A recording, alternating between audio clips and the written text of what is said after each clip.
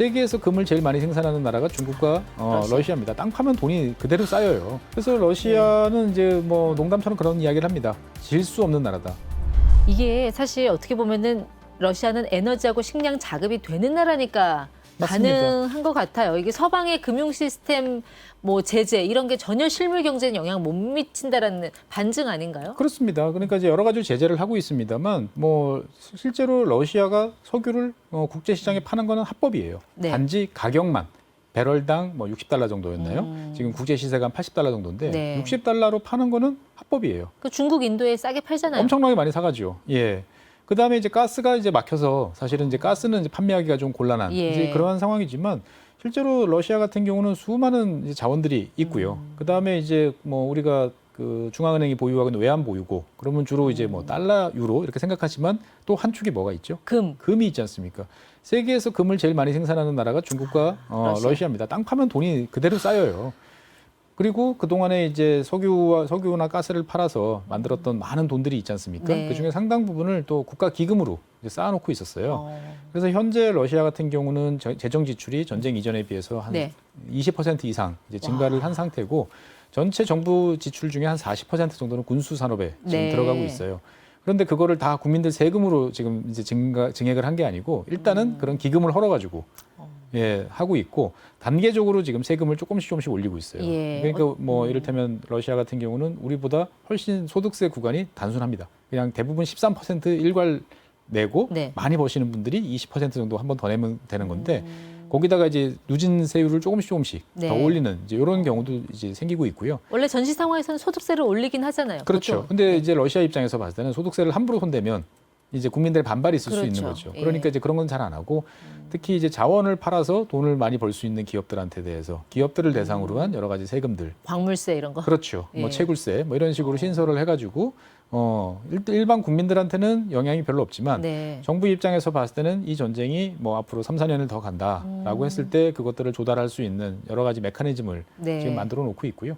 실제로 인위적인 어떻게 보면은 경기 부양 이런 것 정책들도 많이 써요. 가령 이를테면은 지금 이제 러시아 같은 경우는 기준금리가 매우 높습니다. 뭐 인플레이션 때문에 이제 20%까지 갔었잖아요. 예, 그래서 한 16% 정도 이렇게 이제 되는데요. 네. 모기지 주택담보대출 같은 경우는 정책적으로 이걸 한 8% 정도까지 낮춰서 공급을 하고 있습니다. 집 사야겠네요. 그렇죠. 그래서 많은 사람들이 특히 이제 그 젊은 층들이 이 좋은 조건을 활용해서 집을 장만을 하고 있습니다. 우리로 치면은 뭐 신생아 특례론 그렇죠. 뭐 이런 뭐 이런 거? 식인 거죠. 예. 그러다 보니까 이제 그 많은 개발 사업자들, 뭐 우리 디벨로퍼들 같은 경우는 지금 한 3, 4년 동안 일해서 팔아야 될 집을 1년 만에 다 팔아치웠다라고 할 정도로. 그러면 이제 팔았으니까 집을 또 져야 되지 않겠습니까? 네. 그러면은 이제 집 짓는 거는 당연히 또 내수 산업 여러 가지 건설과 관련돼 있는 인력도 필요로 하고 뭐 시멘트, 유리, 뭐 각종 내장재 이런 것들도 다다 보니까 사실 많은 사람들이 많은 서방 전문가들이 서방의 제재에 의해서 러시아가 상당히 이제 경기가 침체되고 네. 물가는 오르고 하는 스태그플레이션 뭐 이런 쪽이 오지 않을까라고 생각했는데 현재까지 2024년 8월 달까지의 현재 러시아의 모습은 아주 경기로 보면은 네. 좋다라고 말씀드릴 수 있겠습니다. 근데 그렇게 돈을 풀면은 인플레가 올 수밖에 없는 구조일 텐데 그렇죠. 어떻게 버텨요? 그러니까 이제 러시아 같은 경우는 행정부의 어떤 그러한 움직임에 대해서 중앙은행이 러시아 중앙은행이 아주 예의주시하면서 신경을 곤두세우고 있어요. 그러니까 어떻게 보면 러시아가 지금까지 전쟁을 치르면서 경제를 잘 운영할 수 있는 것은 이제 탁월한 능력의 네. 이제 중앙은행에 있는 그 이코노미스트들이 잘 운영하고 있다라고 볼 수가 있고요. 그래서 실제로 이제 아까 말씀드렸던 특례 모기지론 같은 이런 거 같은 경우는 네. 중단을 시켜버렸어요. 이제 푸틴 대통령한테 이야기를 해서 이거 계속 놔두면 네. 결국 전체적인 금리를 더 올려야 되는데 그러면 그렇죠. 더 손해가 크다. 근데 러시아 정부는 한 2030년까지는 그래도 정부가 관리 가능한 수준이다라고 네네. 지금 보고 있는 거잖아요. 그렇습니다. 뭐 네. 이제 조금씩 올리고 사실 이참에 러시아 같은 경우도 여러 가지 세제에 대해서 손을 대고 있죠. 그러니까 과거 같으면 이 사람이 얼마를 벌지? 이런 거를 파악하기 어려웠는데 뭐 전시 국면이니까 네. 실제로 이제 그 세원을 발굴하는 능력도 이제 키우고 사람들한테 예전 같으면 적당히 넘어갈 수 있던 것도 다 칼같이 걷고. 그러니까 전쟁 특수로 인한 호황을 어떻게 연착륙시키느냐가 러시아 정부로서는 최대 목표겠네요. 그렇습니다. 그러다 보니까 이제 러시아 같은 경우는 지난 5월이었나요? 이제 푸이구 이제 원래 국방부 장관을 네. 이제 교체를 했죠. 새로 이제 부임한 그 국방부 장관은 경제학자예요. 예, 총 한 번도 안 쏴봤고 군 복무한 적 한 번도 없어요. 어떻게 그런데 그런 분이? 그런 경제학자를 왜 이제 국방부 장관으로 앉혔냐라고 생각을 해보면 푸틴 대통령 입장에서 봤을 때는 이 전쟁이 길게 갈 거라 생각을 하는 거고요. 지금 러시아 전체 예산의 40%가 이제 국방비로 지출이 되고 있으면 이 돈을 잘 써서 경제적으로도 도움이 되고 그다음에 러시아의 산업 생산력도 높이고 이러한 여러 가지 측면들을 고려를 해야 될 필요가 있다. 그러면 그런 일은 군인보다는 당연히 네. 예, 경제학자가 더 잘할 거다라고 생각을 하는 거죠. 그러니까 저희 입장에서 봤을 때는 러시아가 이 전쟁을 꽤 길게 갈 수도 있겠다라고 본다. 오히려 러시아 내부에서는 아니 먹고 살만하다. 전쟁 굳이 끝내야 하나? 뭐 이런 목소리가 나올 수도 있을 것 같아요. 그러니까 전쟁에 대해서 그렇게 인식이 많지 않아요. 예, 그러니까 전쟁을 하고 있나? 라는. 그러니까 러시아의 대도시에서 있는 사람들은 전쟁에 영향이 별로 없고요. 실제로 이제 아까 주로 뭐 시골, 네. 뭐 농촌 이런 이제 좀 낙후된 지역에서 징집을 한다고 예. 했는데 이 친구들이 이제 병력에 이제 전장에 투입했다가 전사를 하거나 이러면은 또 칼같이 유족연금을 다 지불을 하고 있어요. 상당히 많습니다. 유족연금 같은 경우. 예. 그러니까 어떻게 보면은 이제 국가가 그 낙후된 지역에 그 전까지는 거의 예산이나 이런 게 들어가지 않다가 지금은 그 가족 주머니에 돈이 꽂히는 거죠. 그러니까 당연히 그 지역에서는 오히려 이제 경기가 좋아지는. 그러니까 윗목 아랫목 다 따뜻한 그런 상황인 거잖아요. 그러니까 이제 많은 분들이 러시아에 대해서 과거 이제 소비에트, 소련 체제를 생각을 해서 사람을 그냥 앞뒤 안 가리고 마구마구 끌고 가서 막 투입한다 이렇게 생각하시는데 그런 경우도 있어요. 주로 이제 재소자라든지 뭐 여러 가지 범법자라든지 이런 사람들 같은 경우는 이제 그렇게 투입하는 경우도 있지만 네. 그렇지 않은 일반 국민들에 대해서는 다 계약입니다. 기본적으로. 그래서 투입될 때 내가 받아야 될 연봉, 투입될 지역, 그다음에 내가 사망 또는 다쳤을 경우에 대우 이런 거에 대해서도 다 사인을 하고 투입이 되는 게 원칙이거든요. 네. 그러니까 어떻게 보면은 러시아 입장에서 봤을 때는 이 전쟁을 길게 치러야 되니까 모든 것들을 체계적으로 잘 준비해서 치러야만 장기전을 할 수가 있다라고 이제 보여지는 거고 그런 입장에서 봤을 때 경제력이나 인구나 뭐 모든 게 다 밀리는 우크라이나 입장에서 봤을 때는 갑갑한 거죠. 러시아는 뭐든 좀 길게 보는 나라잖아요. 그래서 러시아는 이제 뭐 농담처럼 그런 이야기를 합니다. 질 수 없는 나라다. 예. 그러니까 뭐 전쟁을 하고 싶을 때까지 끌고 가서 상대방이 끝장 볼 때까지 지칠 한다 때까지 이거죠. 해서 예. 결국은 이기는 이제 그러한 나라이기 때문에 어떻게 보면 참 조심해야 될 그런 나라다라는 이야기가 있는데 요즘에 좀 그런 것들이 좀 실감이 좀 갑니다. 근데 상대방을 때리기로 마음 먹었으면 계속해서 그 타격력이 유지가 돼야 되잖아요. 근데 지금 뭔가 타격은 해야 되는데 이 손이 잘 뻗쳐지지 않는 좀 그렇죠. 러시아가 그런 한계에도 직면은 있습니다. 했잖아요. 그러니까 러시아 예. 입장에서 봤을 때는 잘 아시겠지만 현재 전쟁이 아니에요.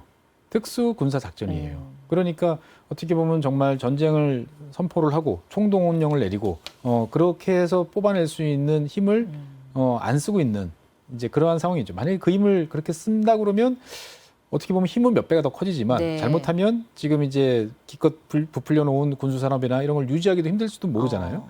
그러니까 러시아 입장에서 봤을 때는 여러 가지로 고민이 많은 거예요. 그렇죠. 예, 두 마리 예. 토끼를 잡아야 되는데 어떤 조합을 해야 될까 이런 고민들을 끊임없이 하고 있는 겁니다. 그러니까 전쟁으로 인한 그 전시 경제 체제로 뜻밖의 호황을 누리고 있다라는 분석인데 이렇게 러시아 젊은이들의 피로 쌓아 올린 경제적 호황을 과연 언제까지 유지할 수 있을 것인가 하는 그런 좀 우려도 많이 드네요. 그러니까 보통 네. 이제 전쟁은 기존에 있던 많은 문제를 해결하는 또 그러한 수단이 되기도 합니다. 그러니까 2차 세계대전 때 같은 경우도 미국 같은 경우도 사실 뉴딜로 대공황을 극복했다라고 하지만 실제로 1930년대 후반 되니까 뉴딜이 약발이 떨어지면서 네. 상당히 많은 어려움을 겪었거든요.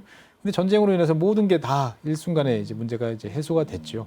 그러니까 어떻든 전쟁은 그 사회가 가질 수 있는 모든 돈, 인력, 자원 총동원하는 거기 때문에 경제적인 입장에서 봤을 때는 일단은 좋을 수밖에 없죠. 예. 그런데 그 결과가 과연 무엇이냐, 무엇을 얻었느냐 이렇게 따져보면 좀 허망하죠. 우리가 러시아 경제를 관심 있게 보는 이유는 우리 거기다가 이제 팔도 도시락도 팔아야 되고 현대차도 팔아야 되고 그렇잖아요. 우리 입장에서는. 근데 이제 여러 가지로 네. 이제 고민을 좀 해보실 필요가 있어요. 그러니까 이제 전쟁이 끝나면 과거로 그대로 돌아간다.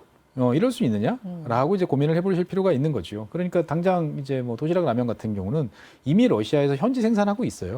그러니까 실제로 우리 수출 실적으로 잡히는 건 없고요. 네. 그 다음에 이제 우리나라의 이제 현대자동차나 기아자동차가 많은 자동차를 수출을 했었는데 러시아 현지 공장에서 실제로 그 포지션은 지금 중국 업체들이 다 이제 차지를 하고 있습니다. 그러니까 뭐 우리 입장에서 많은 분들이 전쟁이 끝나면 과거의 모습으로 그대로 돌아갈 거야라고 네. 생각은 하지만 제가 생각했을 때는 그러기는 쉽지 않은 이제 그러한 상황이고요.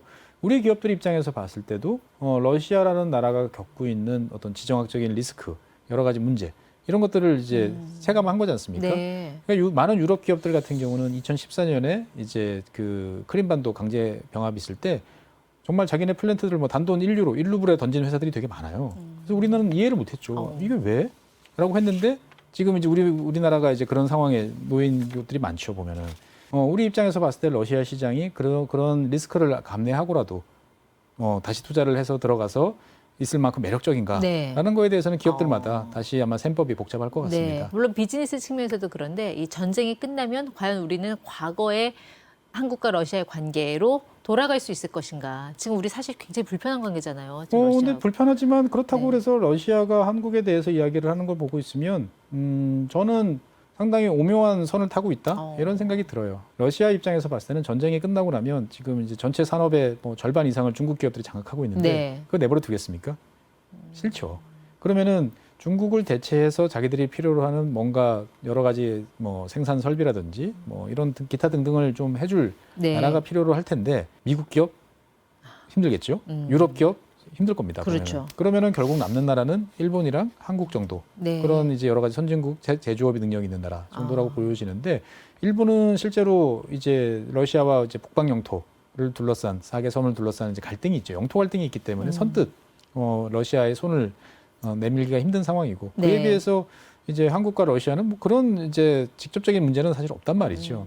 그러니까 어떻게 보면은 러시아가 이제 비우호 국가로 우리를 지정을 했습니다만 네. 상대적으로 진짜 뭐 미국이라든지 뭐 유럽의 다른 나라에 대해서 가하는 예. 여러 가지 프레셔나 뭐 이런저런 제재 조치와 네. 비교해 보면 비교적 상당히 온건해요. 그러니까 어떻게 보면 서로가 서로의 필요성 정도를 지금 알면서 물론 선 넘지 마라 정도 이야기하는 것 같습니다. 네, 뭐 박사님 말씀도 충분히 일리가 있습니다만 이제 걱정되는 거는 우리가 북한과 적대적인 관계에 있는데 러시아 얼마 전에 푸틴이 또 방북해서 그 조약을 맺었잖아요. 네네. 이게 자동 군사 개입은 아니지만 마치 그거를 연상시키는 듯한 예. 그런 군사적인 그런 어떤 지원 네. 이런 약속을 맺고 온 거에 대해서 우리로서는 불안하기도 하고 불편하기도 하고.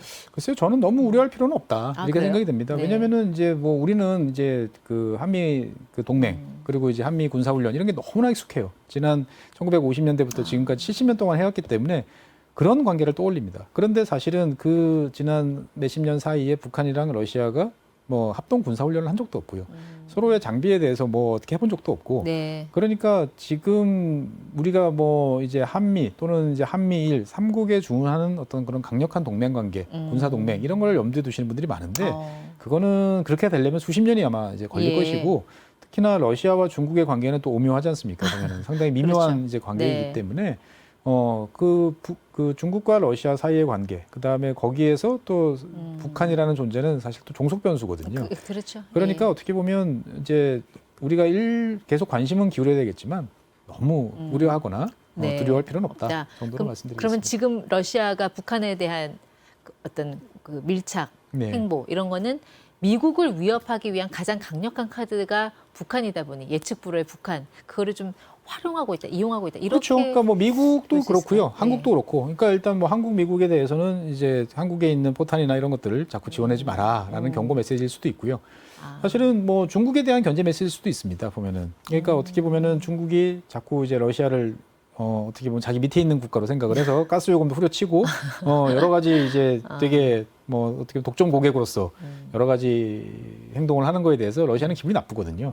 그러면 우리는 얼마든지 니들 뒤에 있는 뒤통수를 칠 수도 있다라는 이제 입장을 보이는 거고 북한의 입장에서 봤을 때도 중국에다가 계속 이야기를 하지만 언제나 죽지 않을 만큼만 도와주는 그거에서 벗어나서 뭔가 화끈한 지원을 받지 않을까라고 네. 생각해 볼 수도 있으니까 현재는 북한과 러시아의 이해관계가 일단은 맞아 떨어졌는데 예. 이것이 이제 중장기적으로 계속 갈지 아니면 어떤 방향으로 나갈지 등등에 대해서는 많은 변수가 있다 정도로 정리를 해보겠습니다. 네.